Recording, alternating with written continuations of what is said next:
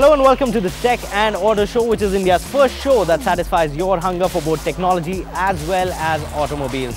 I'm your host Siddharth Sharma and we've got a power-packed show lined up for you guys this week. So without any further ado, let's get started.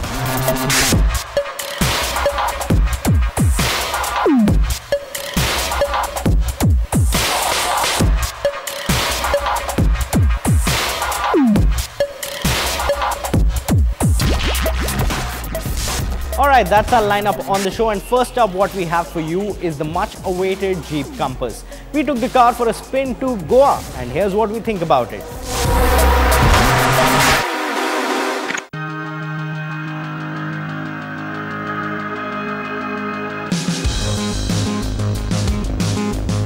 Jeep, the iconic SUV brand, finally made its way to India last year.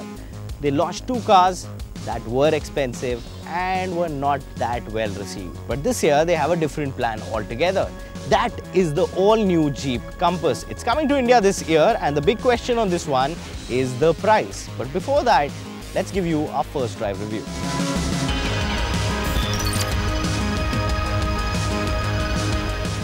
This is the SUV that many have been waiting for in India, Jeep Compass. It borrows design from its elder brother and you get 7-slot grills around with chrome rings. The headlamps are bi-xenon and you do get DRLs.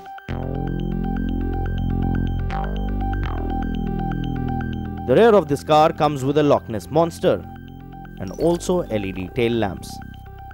This is an SUV that's compact and none of its kind that ever took on the Indian roads. The car we drove was powered by a 2-litre multi-jet 2 engine with 6-speed manual transmission that produced 173 PS of power and 315 Nm of torque.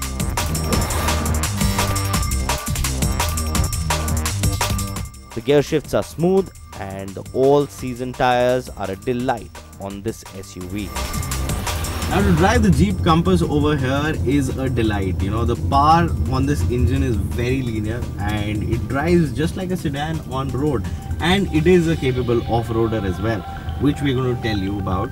But first I want to tell you is that I'm just 5'7". I'm driving this car and I've got a 6'2" man sitting behind me. No, it's not Amitabh Bachchan, it's Vikram Gaur. So how's the legroom behind? Well, firstly, thanks for the Amitabh Bachchan comment because we are born on the same day, October 11th, and we're both left-handed. So there is some similarity there, okay, except for the bank balance. Yeah. But in terms of leg space, now with you driving it, Sid, yeah, I feel like I'm sitting in a plush luxury sedan. Okay, I've got your seat is about 9 inches away from my knees. That's good enough. So that's pretty good. And earlier on, when we had set it with the driver's seat where I would sit, yeah, and being above average Indian male height, you know, that's pretty much as far back as most people would take it. Yes. Right? My knees were still not touching the seat. Yeah. So they've done a good job. I feel that the under thigh support could have been a little better, but overall you're not going to complain and say that, oh, I'm cramped in the back. It's very well spec'd in terms of leg space at the back as well.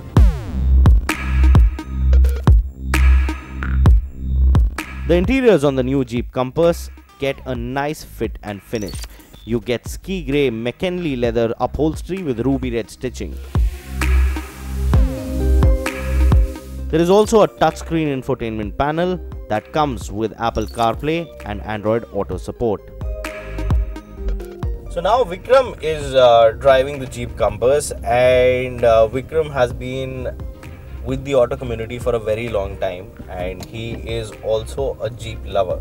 Absolutely. So how's the feel on the Jeep Compass? So one, it's a lot smaller, yeah, and it is their C segment offering for this market. Yes. So try to get a clue over there. But yeah. But at the same time, what you have is a vehicle that's every bit Jeep. Yeah. So it feels good. It looks awesome, and yeah, it's great to drive, man. I've just been having a blast behind the wheel. Talking about you know, the interior fit and finish quality, you know, it's not up there, but it's not that bad either. No, it's not that bad. Like you know, the shut lines, the finish, the plastics, you don't see those edges and stuff that you see in other SUVs sometimes. The fit and finish is fine. Material is something which is also very subjective. It's subjective, yeah, right? So you got like piano black, you got nice touches, little hints of chrome, all of that happening. So it does have a little bit of that plush aura. I think we had expectations of it to be like even more than this. Yeah. But it's not something you're going to go complaining and saying, nah, it's drab or something like that. It's nice.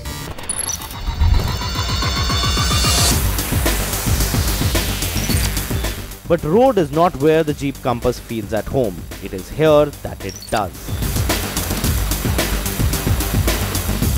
Going off-road is what this baby SUV likes. The select terrain on the Compass works like a dream, and things like electronic roll mitigation, frequency selective damping suspension and dynamic steering torque helps it not to tip over.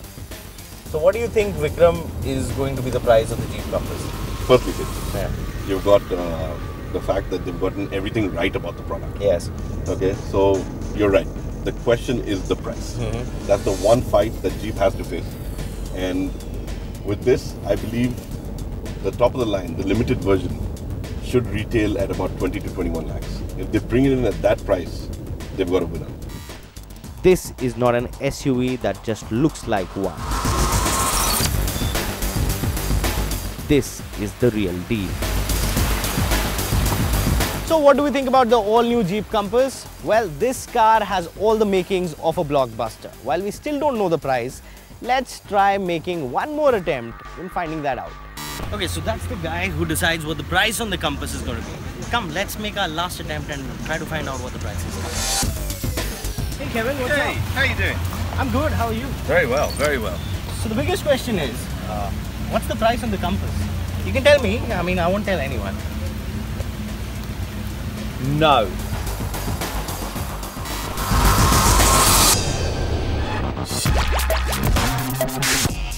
Now we really don't know what the price on the Jeep Compass is going to be like, but we are thinking that it is going to be in the affordable range of about 15 to 22 lakh rupees. But what we know the price of definitely is the OnePlus 5. And up next on the show, we get you the review of the OnePlus 5, whether it's worth your money still or not.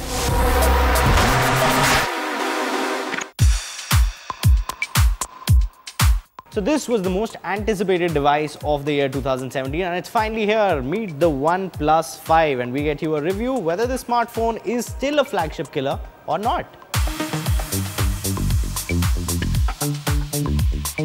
First things first, the design on the OnePlus 5 is nothing like what you saw on the OnePlus 3T. It's completely different. It's slimmer.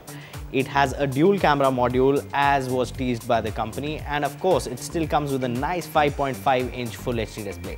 What we really didn't like was that even in 2017 OnePlus has still stuck on to the philosophy of a 1080p display and not gone to make out 2K or 4K displays on their smartphones. Now the OnePlus 5 missed it by that much of a margin by being the first smartphone in India to come out with a Qualcomm Snapdragon 835 processor. Well, Sony came out first, then came HTC, and finally OnePlus 5 is here. But this one is the most affordable Qualcomm Snapdragon 835 processor smartphone that money can buy in India. Needless to say, this is a very powerful device, and for those people who are hungry for RAM, this one will satisfy you. It comes in two versions. One is a 6GB RAM version and the other one is an 8GB RAM version. Now 8GB of RAM is more than enough even in 2017, and I bet it will be more than enough even in 2018. So firepower wise, this smartphone is totally up there. Now the biggest innovation that OnePlus had to do with the OnePlus 5 was of course the camera. The OnePlus 3T did not have an at-par camera, and on the OnePlus 5 they've heard to their community and given a dual camera module. Sure, it looks like the one on the iPhone 7 Plus and it has that small tiny whiny little camera bump as well, but then the image quality is far better than what you saw on the OnePlus 3T. What we didn't like was, though they've tried to give that bokeh effect, that portrait mode effect, the software rendering is not that neat when you're trying to click a portrait image from the OnePlus 5, but I'm pretty sure that with further updates, that effect would get better.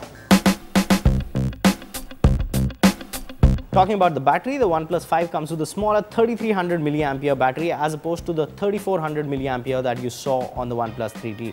But it still comes with that phenomenal dash charging capability that gives you a day's power in half an hour, and it lasts you easily a day as well. So what do we think about the OnePlus 5? It is still one of the best looking smartphones and the best value for money flagship smartphone that money can buy if you don't have the budget for a Samsung or an Apple. There's no looking beyond the OnePlus 5 and there's no doubt about that. Sure, it's a little expensive than the OnePlus 3T, but I'm pretty sure that 1,000-2,000 rupees won't matter to you if you're a OnePlus fan.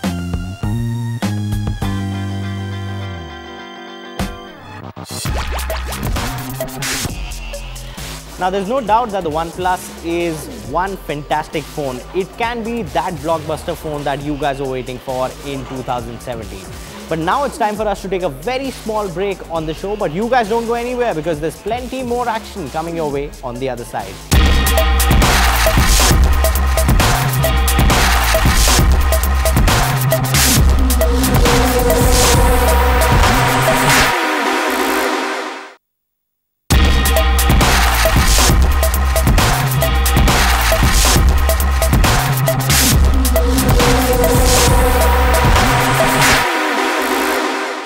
Welcome back to watching the Tech and Auto Show with me, Siddharth Sharma. Now, there are plenty of wearable companies out there that offer you a lot of fitness trackers and those heart rate sensors. But how many of them actually offer you something like a smart shoe? There's a Make in India company called Bolt, and we met the founders of that company, and here's what they had to say about their up and coming brand Bolt, which is a Make in India wearable tech brand.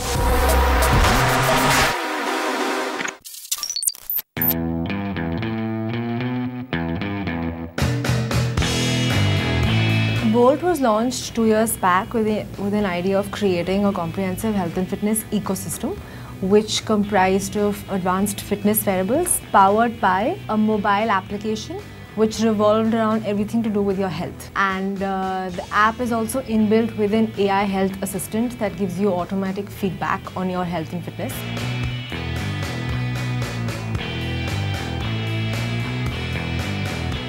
The AI is trying to detect the hidden patterns within your data.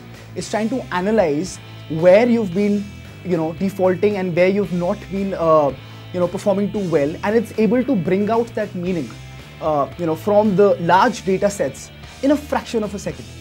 So, I think what a human mind cannot comprehend in one go, the machine can.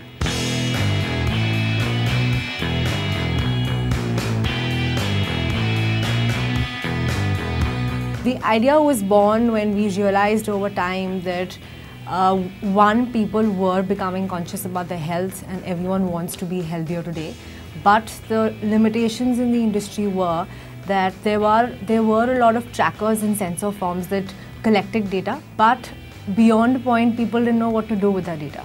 So a study showed that 60% people dumped their wearables after a few weeks of use because they didn't know what to do with that information. So you know today that your tracker shows you've taken 500 steps, but what after that?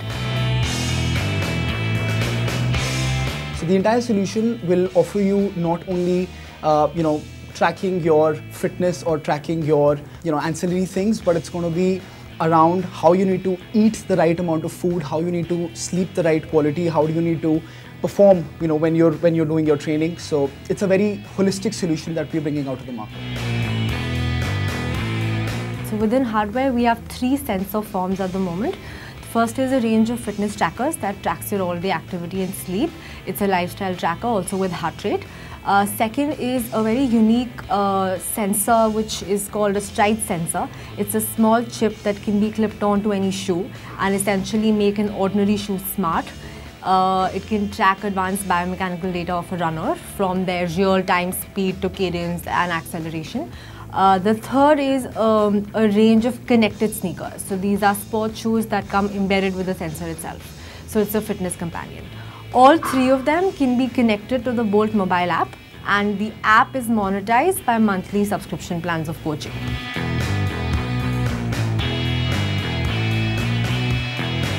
Broadly speaking, we've tried to carve out this very unique brand experience.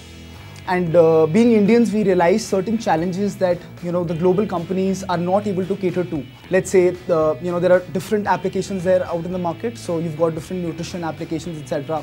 In our case, we realized that all the existing applications are only offering international cuisines, and the simplistic, the most easy thing of having Indian foods, localized food items was not there yet. So we put together a huge data set of Indian recipes, Indian foods, Indian diets that are now available to all the Indian customers, and this is something very unique that no one is able to do because the expertise comes naturally.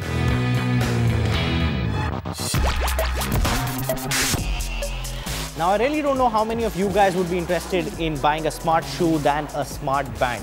Why don't you tell us that on our social media handles as we tell you about a bike that is making some waves in the 200cc category. Up next, Manav Sinha checks out the all-new Yamaha FZ25 and here's what he thinks about it.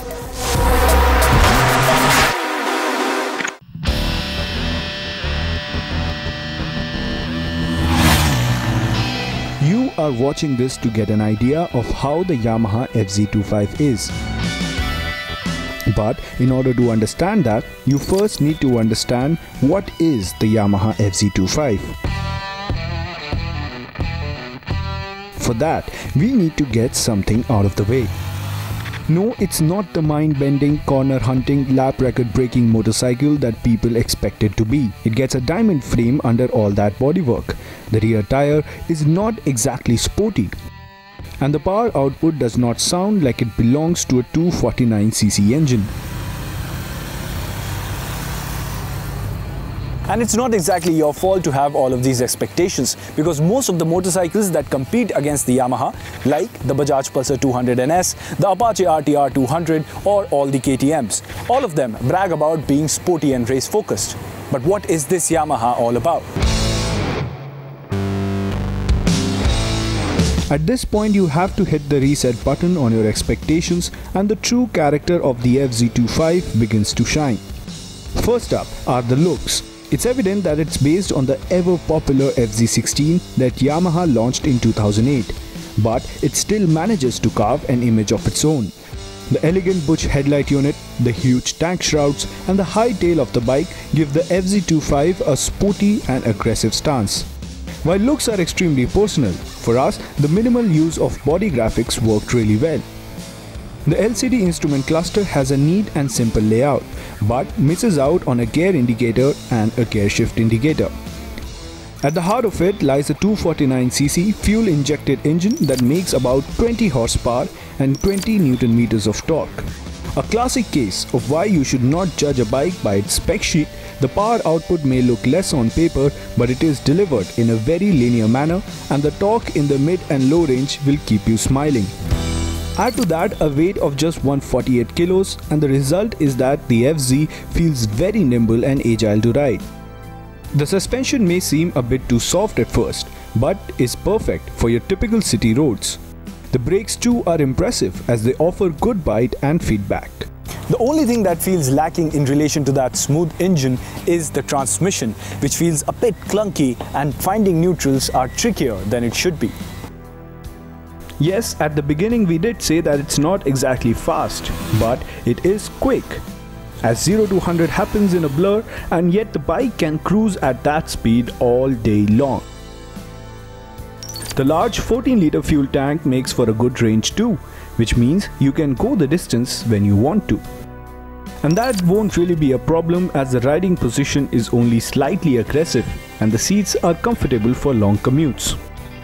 So who is this FZ25 meant for? Well, if you are looking for an outright performance beast that will not shy away from giving you a backache, then FZ25 will not fall in your list. The biggest advantage of the FZ25 is the practicality and everyday usage that it offers. The ease of riding that comes with it and the torque on offer makes it perfect as an everyday motorcycle.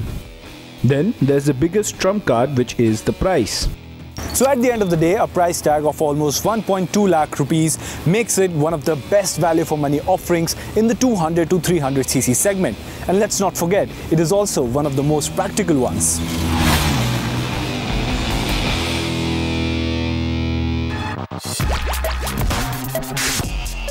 And that's about all the time that we have on this edition of the Tech and Auto Show. If you have any comments, queries or suggestions, Don't forget to tweet us, all you technology lovers out there. Tweet us on @News18Tech.